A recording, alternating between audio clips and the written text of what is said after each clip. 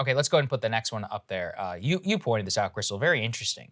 In the context of all of this, from a diplomatic point of view, the Venezuelans are swapping 7 Americans for some of Maduro's relatives. And all of this these are actually 5 oil executives who've been held there for over 5 years, are all in the context about taking off some adjoining sanctions, Krystal, and freeing up the ability to exchange and to buy oil from Venezuela, which is a very, very important development. Something that, frankly, the Biden administration should have done from day one. We know that they had ongoing negotiations with Caracas, but they were, in that search for global oil, some U.S. officials were dispatched to the Maduro regime, and, it probably hurts that we don't recognize the Maduro regime whenever we're negotiating, but clearly have gotten to a point where we can have the prisoner swap and at least get some oil flowing, which, definitely would help. Caution, as I've said, Venezuelan oil, as I understand it, requires more refining capacity because it's extra heavy crude. Or the chemical makeup of it is not the same as oil that we get from other places, which makes it harder to refine. But that could still open up the ability for it to ship to the U.S. and alleviate the price of oil all across the globe. This also represents just a dramatic shift from the Trump administration's approach to Venezuela. You may recall that we tried to do a coup there a couple years ago, and really people like Marco Rubio still in favor of that sort of approach. Not to mention, massive sanctions levied on that country, which exacerbated an already dire economic situation there that had come about because, this is, basically a petro state.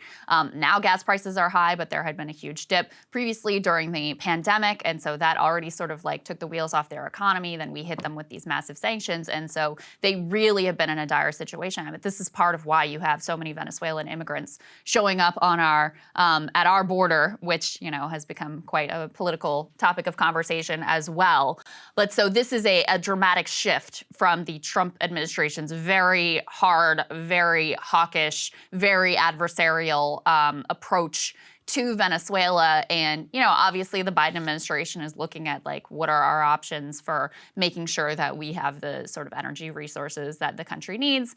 Now, there are a lot of caveats here. Number one, this is just step one. Yeah, we're a long way from any sort of more sweeping deal. Number two, the oil infrastructure in Venezuela has apparently been really sort of decayed and degraded. So in their capacity is not nearly what it used to be. And then number three is the chemical composition thing that you were talking about that I don't really know anything about. Well, gas is going up. That's all I know. $3.80 a gallon. It's on the way up. I think it bottomed out around $3.60. California back over $6 a gallon, $6.30 right there in terms of the state average. So things are still hitting people really, really hard at the pump. And domestically, I think that this will continue to cause consequences, especially if we get more hurricanes. If we get a couple more hurricanes, and if one hits Texas in particular, where all the refineries are, or that area, we are in some serious trouble, folks. Yeah, around the price of oil will significantly, or gas will significantly go up for people. Plus, in terms of winter production, OPEC,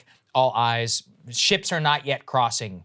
OPEC is planning to cut production significantly. Right. They're planning to cut their production. So the supply problems that we've had are going to exacerbate, and you should not rule out $4 a gallon or more in the near future, and possibly $5, like I said, if we have another natural disaster. Just a warning there to everybody. Cable news is ripping us apart, dividing the country, making it impossible to function as a society, and making it impossible to know just what is true and what is false.